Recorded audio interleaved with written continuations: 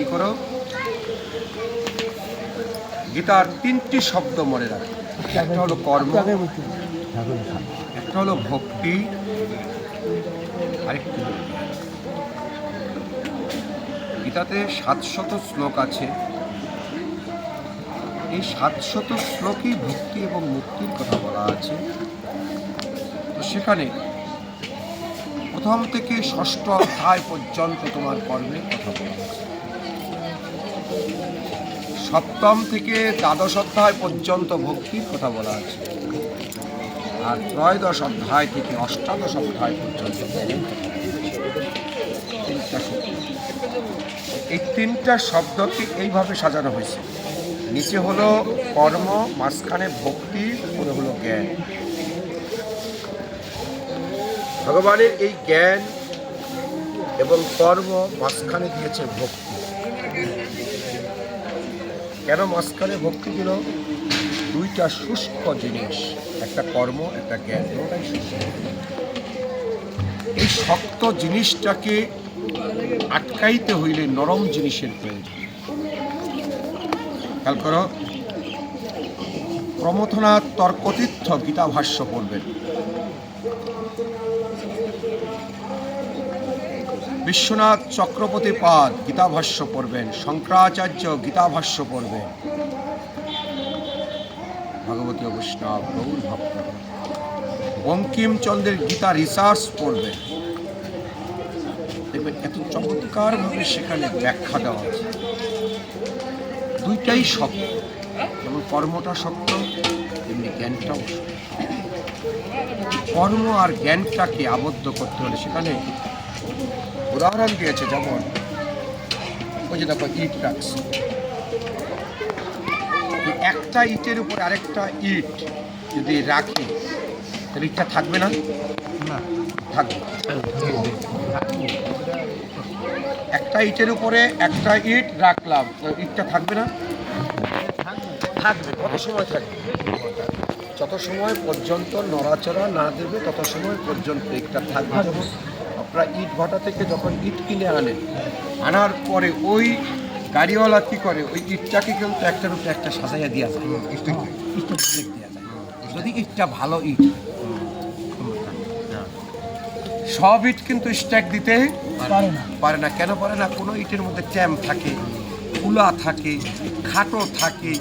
কথা বুঝা নেবেন, এখানে রিসার্চের মধ্যে বুঝাইছি যে ভালো ফ্রেশ 1 নাম্বার ইট আনতে পারো, ওই ইটটাকে স্ট্যাক দিতে পারো।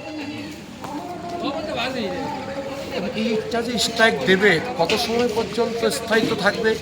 যত সময় পর্যন্ত নড়াচড়া নাড়া দিলেই ওই ইটগুলি ঝরঝর ঝরঝর করে দে। তার মানে কি গ্রন্থে বললো, তুমি যে ইটের উপরে ইট রাখলা, শক্ত বস্তুর উপরে যে শক্ত বস্তু রাখলা, এই বস্তুটাকে আটকানোর ব্যবস্থা তুমি করো। তারপরে বুঝা নেবেন। তো কর্ম আর জ্ঞান 2টাই ইট, দুটোটাই শক্ত। এখন এটাকে আটকাইতে হবে। আটকানোর জন্য ওই রাজমিস্ত্রি কি করে, সিমেন্ট, বালু আর জল দিয়ে একটা নরম পদার্থ তৈরি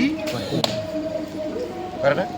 সকালবেলা আইসাই কি করে, ওই সিমেন্ট, বালু দিয়া, জল দিয়া সুন্দর নরম একটা মন্ডের মতো করে। এখন কি করে, নিচে একটা ইট রাখি, মাঝখানে ওই সিমেন্ট বালুর প্লেটটা দেয়, দেওয়ার পরে আবার আরেকটা ইট সেখানে। ধরেন সিমেন্ট খুব বেশি দিল, 2-1 দিল। বালুও খুব ভালো বালু দিল, পাকশির বালু দিল। এখন একটার উপরে একটা ইট দিয়া মাঝখানে সিমেন্ট বালু দিয়া জোড়া দিল, কিন্তু রাজমিস্ত্রি জোড়া দিল, কিন্তু তুমি কি করলা, কিছু সময় পর পর 2 মিনিট, 1 মিনিট, 30 সেকেন্ড পর পর এই 2টাকে লাড়া দিল। সিমেন্ট বালু যে দিয়া রাখছে, কথা বোঝেন না? সিমেন্ট বালু যে দিয়া রাখছে, তুমি করলা কি, কিছু সময় পর পর খালি এটাকে নাড়া দিল। এটা কি জোড়া লাগবে? জীবন জোড়া লাগবে না। কথা বোঝো নাই? জোড়া লাগবে না। কেন লাগবে না? কিছু সময় পর পর নাড়া দেওয়ার কারণে ওইটার স্থায়িত্ব অবস্থান করতে পারে। তদ্রূপ বলছে, ওহে আমার কৃষ্ণ ভক্তগণ, তোমরাও ভক্ত সঙ্গে গেলে যদি কিছু সময় পর পরই নড়াচড়া করো, তাহলে তোমাদের কৃষ্ণ ভক্তির জোড়া লাগবে না, ভক্তের চরণে তোমাদের জোড়া লাগবে না।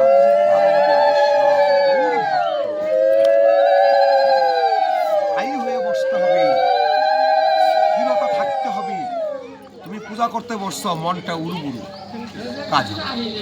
তুমি সন্ধ্যা করতে বসছো, তোমার মনটা খালি দৌড়ায়, কাজ হবে না। তুমি যে কাজে বসছো, ধরে নিতে হবে এই কর্মটাই আমার জীবনের শেষ কর্ম। হতে পারে না এই যে আসরে বসছি, এই জায়গা থেকে যে উঠতে পারবো, এর গ্যারান্টি কেউ দিতে পারবে এই পৃথিবীতে? কেউ পারবে না। তাহলে এই আসরটাই আমার জীবনের শেষ আসর হয়ে যেতে পারে। এই মনে করে তুমি কাজ করো, তাহলে তোমার এই জোড়াটা স্থির হবে। দেখবে আটকাইয়া দিল, দেওয়ার পরে সন্ধ্যাকালে যখন রাজমিস্ত্রি চলে যায়, তখন তোমাদেরকে কি বলে, আমি যত সিমেন্ট বালু দেই না কেন, যদি তুমি এই জোড়ার মধ্যে সঠিকভাবে জল না দাও, তাহলে তোমার জোড়া ঠিক মতো লাগবে না। গ্রন্থে বলছে, জ্ঞান আর কর্ম দুইটি শক্ত বস্তুকে জোড়া দিয়েছে একটা নরম বস্তুর দ্বারা, সেটা হলো ভক্তি।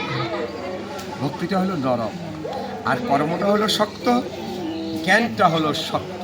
আর মাঝখানে যে ভক্তিটা দিলে, এই জন্য গীতার মধ্যে সাজাইছে কীভাবে, প্রথম থেকে 6টি অধ্যায় পর্যন্ত কর্মের কথা, সপ্তম থেকে দ্বাদশ অধ্যায় পর্যন্ত ভক্তির কথা, আর ত্রয়োদশ অধ্যায় থেকে অষ্টাদশ অধ্যায় পর্যন্ত জ্ঞানের কথা। ভক্তিটাকে ঠিক মাঝখানে রাখছে জোড়া দেওয়ার জন্যে। ভগবতী বৈষ্ণব এই বলল, তুমি যে জ্ঞান অর্জন করবে, ওই জ্ঞানের সাথে ভক্তি থাকবে,